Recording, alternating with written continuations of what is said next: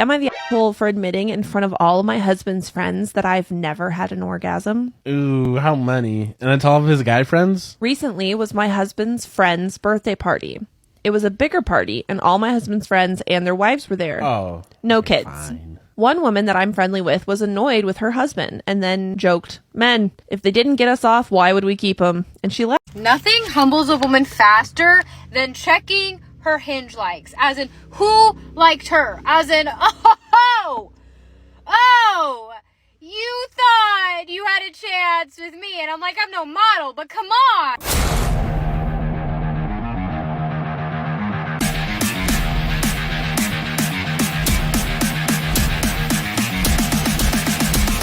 Embrace your masculinity.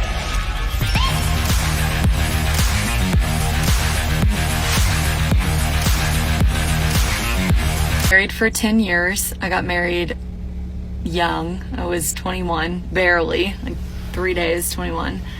Already had a baby. He was 8 weeks old at our wedding. And I remember feeling like my marriage was temporary from the beginning. Like that I wasn't gonna make it. And I didn't know what that feeling was. I just thought it was fighting for me. I was pushing him away. But I never truly accepted happiness. I left the good guy. He looks at and is like, that's a dad.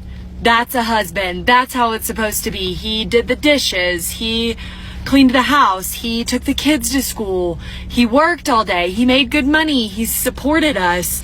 I mean, yeah, we had our problems, but he was the good guy. So I'm here to tell you, it's okay to leave the good guy. Man, it's the same old song with these modern women, isn't it? They think they can just waltz through life, making and breaking homes as they please. This lady, married to a stand-up guy, throws it all away because she never truly accepted happiness. What does that even mean? He's doing everything right, but it's still not enough. It's always about me, me, me. That's modern narcissism for you. And because she got married at 21, I'm sure she missed out on her hoe phase, and now she's going to be 31 as a single mom who wants to go out having fun because she missed out on it, as if that's going to be acceptable going into her 40s. She thinks the grass will be greener on the other side, but guess what? She's no longer 21, her sexual market value is not the same, but she still thinks, now at 31, she's going to find something better out there. Good luck with that.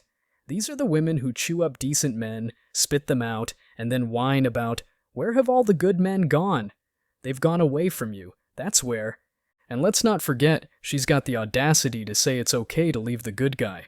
Didn't learn a thing, did she? Because for a lot of these women, it's not about a lasting marriage. It's about the wedding day spotlight. They want the Instagram likes, not the lifetime commitment. She spent a decade with a man who, by all accounts, was the epitome of a good partner. He did everything right, the dishes, the kids, the job, and yet it wasn't enough. Why? Because it wasn't about him. It was all about her and her inability to find happiness within herself. She's the embodiment of a common problem. Women who want a wedding, not a marriage. They crave the spectacle, the show to impress others, not the lifelong commitment and partnership that marriage should be. And now, after wasting 10 precious years of both their lives, she thinks she's justified in leaving because he was good, but not right. What a cop-out. This is a classic case of a woman who wanted to have her cake and eat it too. She had a good man, a stable life, but still felt like something was missing. Probably the excitement of the dating life she missed out on in her youth. But here's the kicker. She's now entering her 30s, a single mother. She's about to enter a dating scene that's harsh and unforgiving, especially for single mothers in their 30s. Men, hear me out. This is why you've got to be careful. These women will have you as a placeholder, make you raise kids, and then bolt when they feel like they're missing out on something, and you're left with a broken heart, a lighter wallet, and a court order. So, she's out there now, telling her sob story, and there's a line of women echoing the same nonsense. They're all cheering each other on, marching towards loneliness with their "you go girl" attitudes. But in the end, they're not going anywhere, but towards a lonely old age filled with regrets. This is why men are saying no thanks and going their own way. Why bother with all that drama? Better to stay single, enjoy your peace, and keep your assets intact. Because these days, being the good guy just means you're the next target. Wake up and smell the manipulation, fellas. Protect yourselves. The homies, I don't know their birthday until the day of, straight up. And nobody cares. I have been itching to talk about this, so let's talk about it. There's been this ongoing joke that women fall out over anything with their friends, but men have friendships that last a lifetime, so it seems like men make better friends than women, but that can't be any further from the truth, and here is why. The reason why male friendships seem to last a lifetime is because they lack depth. Most men do not prioritize intimacy and emotional connection the way women do in our female friendships. A lot of men have surface level friendships with their friends. They only bond over sports, music, or shared interests like going to the club. This man just admitted on camera that he doesn't even know most of his friend's birthday until the day of. That would literally never happen in a female friendship because we actually prioritize getting to know each other beyond the surface level interests. Most men do not connect with their friends emotionally like women do, and that's why their friendships seem to last a lifetime, because they don't actually know each other beyond a surface level. Of course, male friendships seem to last forever because they're not actually bonding with each other. All they know is watch football game and go to club. They don't actually sit with each other and bond and open up emotionally and share intimate moments together in their lives the same way women do. That's why it seems like women are always falling out with our friends, because we actually have a solid relationship that goes beyond the surface. So when that intimacy and that trust is shattered, of course, we don't want to be friends with that girl anymore. Whereas men, they only bond over hookah and basketball. So there's not really much there to disrupt. This is also another reason why statistically, and please research this, men have higher suicide rates than women do, because when they are going through things, they feel like they have nobody that they can turn to, nobody that they can talk to. Although you're at the club every weekend with 7 different guys, you don't feel comfortable enough to confide in any of them because you don't actually know them. Women have a stronger support group within their friends because we actually open up and we actually build that intimacy that men do not. I say all of this to say that women tend to fall out more with our friends because our relationships are actually more complex than male friendships, not because we don't know how to be good friends, and certainly not because men make better friends. Please, don't make me laugh. This chick is so delusional. There's no point in even trying to explain the concept of male bonding and friendship. The minute men start showing emotion, they're called gay by women. Let them think what they want. No sweat off my back. The reality is, men's friendships are far deeper than women's, and that's why they're so catty. This is common knowledge. Men make fun of each other to their faces and laugh. Women talk smack behind their best friends' backs and have a falling out.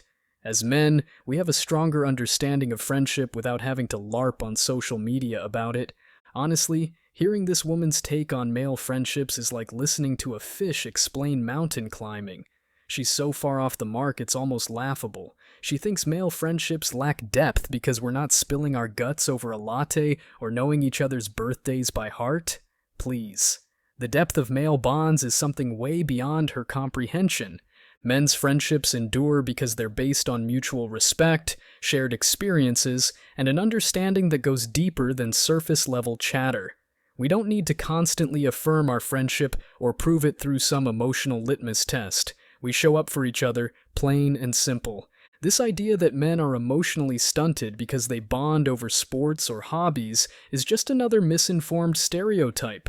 The truth is that men communicate and connect differently. Our friendships might not look like women's, but that doesn't mean they're any less meaningful. We make fun of each other to our faces, sure, but we also have each other's backs when it counts. No catty behavior, no backstabbing, just straightforward, reliable camaraderie. And her point about male suicide rates? She's twisting facts to fit her narrative. The problem isn't that men don't have deep friendships. It's that society often stigmatizes men for showing vulnerability. That's a whole different issue. So let her keep her delusions about male friendships. It's clear she's viewing everything through a lens fogged up by her own biases. As for us men, we know the strength and value of our bonds. We don't need validation from anyone else, especially not from someone who's so clearly clueless about what true male friendship is all about. Nothing humbles a woman faster than checking her Hinge likes. As in, who liked her? As in, oh, you thought you had a chance with me. And I'm like, I'm no model, but come on. Here we go again. Another day in the delusional world of modern dating apps. This woman's video is a textbook example of the inflated egos running rampant out there. She's checking her Hinge likes and scoffing at the men who dared to think they had a chance with her. Newsflash, being on a dating app doesn't make you royalty, and men aren't peasants begging for a nod from the queen. This mindset is precisely why so many men are throwing in the towel and refusing to play these ridiculous games. You've got average-looking women who, let's be real, just slap on a bit of makeup and suddenly act like they're God's gift to men. They're on these apps acting all high and mighty, turning their noses up at decent guys who had the audacity to like their profile. The irony is palpable. These same women who base their entire worth on social media likes and filters are the ones wondering why they can't find a meaningful connection in real life. They're living in a bubble where a swipe left or right dictates their value, completely oblivious to how shallow and superficial they've become. It's this kind of attitude that's driving men away. Why would any self-respecting guy want to deal with this level of arrogance and entitlement? The worst she can say is no, they say. But it's not just about rejection anymore. It's about not wanting to engage with someone who thinks they're doing you a favor by acknowledging your existence. Men are realizing that there's more to life than chasing after women who think a bit of attention from strangers on the internet makes them better than everyone else. It's time to step back from this madness, focus on ourselves, and let these ego-inflated, social media-driven women figure out on their own that the world doesn't revolve around their Hinge likes. Am I the asshole for admitting in front of all of my husband's friends that I've never had an orgasm? Ooh, how many? And it's all of his guy friends? Recently was my husband's friend's birthday party. It was a bigger party, and all my husband's friends and their wives were there. Oh. No kids. Fine. One woman that I'm friendly with was annoyed with her husband and then joked, "Men, if they didn't get us off, why would we keep them?" And she laughed. I awkwardly laughed, but I guess looked uncomfortable. She asked me what was up, and she pointed out that I made a weird face. I said, "I've just never had an orgasm before, so I guess I can't relate." Almost a dozen people looked at me when I said that. Record scratch. Room is silent. Everybody's looking over at you.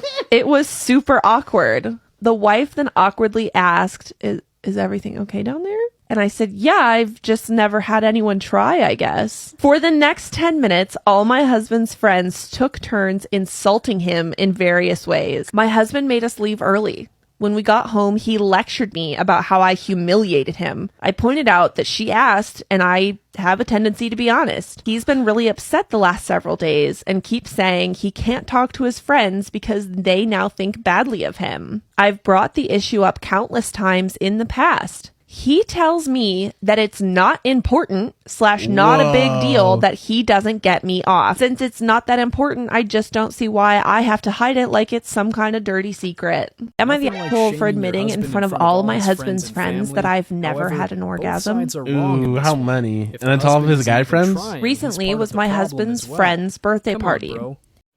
I obviously talk a lot about being single and being late 20s, early 30s, and navigating this life of trying to feel less lonely and enjoying life, especially on the weekends and stuff, when people are of this age seem to be moving on with their life, getting in relationships, getting married, etc., etc. But one thing that's come up in my comments recently is about these men, or / boys, whatever you want to call them, that are commenting, talking about how women are still judged on their, hate this phrase, body count.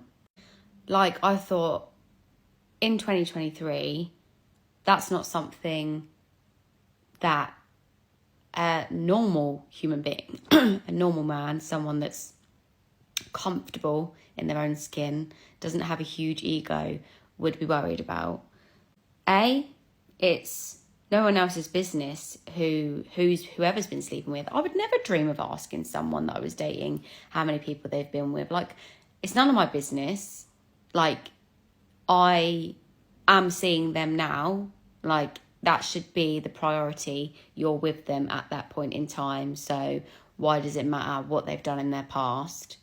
And when you get to the ages of like late 20s, early 30s, you might have been around the block a couple of times. Like, you've had probably 12 to 15 years worth of relationships or speaking to people at that point. So why on earth would it matter? Like, why on earth should anyone, but especially women, have to hold back what they're doing and what they're thinking and what they're saying because they're worried that a man won't think they're a high value woman? That is the most bullshit I've ever heard in my life.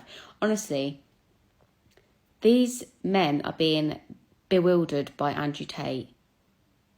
High value woman. They wouldn't know what a high value woman was if it slapped them in the face. And they wouldn't even get a high value woman anyway, because most of these idiots that post on this account commenting on videos talking about high value women have either been scolded by a woman at one point, treated unfairly, or been cheated on or something or whatever, which most women will argue they go through in their life. But you see them judging men on how many people they've slept with or been with. No, calling them a high value man. Maybe I live in a bit of an echo chamber and I'd like to think that, or maybe I think that I have this outlook on life that I expect everyone else to have, that whoever and whatever they've done before you met them is actually none of your business unless they choose to share it with you. And it's all built on like, and I know men tend to be judged on things like bringing money into the house and all that sort of thing. But from my perspective and how I look at these situations is I would just want whoever I'm with just to match my energy.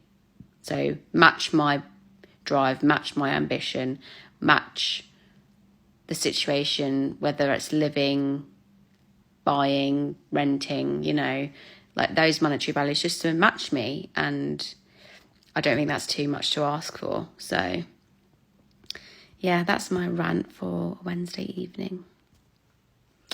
But it really pisses me off. Seriously? These women still haven't figured it out. Your past will always matter. It's a fundamental truth, and even science backs it up.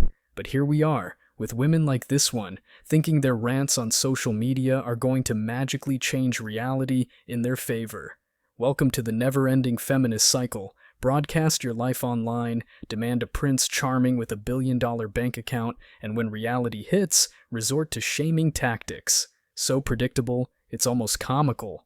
You know what's funny? I hardly see any married women in a happy, committed relationship making videos like this, telling men what they can and can't talk about and what they should like and shouldn't like. It's always the single women. I covered another clip from this chick in another video, so I know she's single and in her Listen, your past matters. It's as simple as that.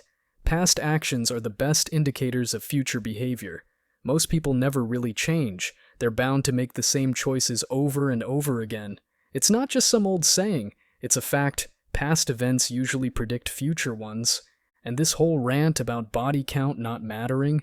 Please, spare me the lecture. Of course it matters. It speaks volumes about a person's choices, values, and lifestyle. It's not about judgment. It's about understanding who you're getting involved with. And this idea that men are bewildered by Andrew Tate or whoever else is just another deflection from facing the truth.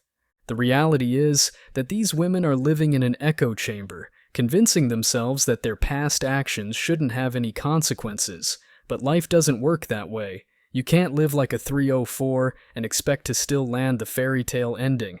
That's not how life works, and it's high time these women realized it. This entire narrative she's spinning, it's a classic case of someone who's missed the boat and is now trying to rewrite the rules of the game. She's out here, living her life, making her choices, and now she's upset because the consequences are catching up with her. The world doesn't work like that. You make your bed, you lie in it. So, to all the men out there listening to this nonsense and feeling pressured to conform to these absurd standards, know your worth. Your past, your values, and your standards matter. Don't let anyone tell you otherwise. And remember, In a world full of noise and unrealistic expectations, staying true to yourself is the highest value you can have. Keep that in mind and move forward with confidence. Thank you so much for watching. If you found value in this video, hit the like and subscribe buttons, ring the notification bell so you don't miss out on future uploads, drop a comment, and share it. See you in the next video, guys. Till next time.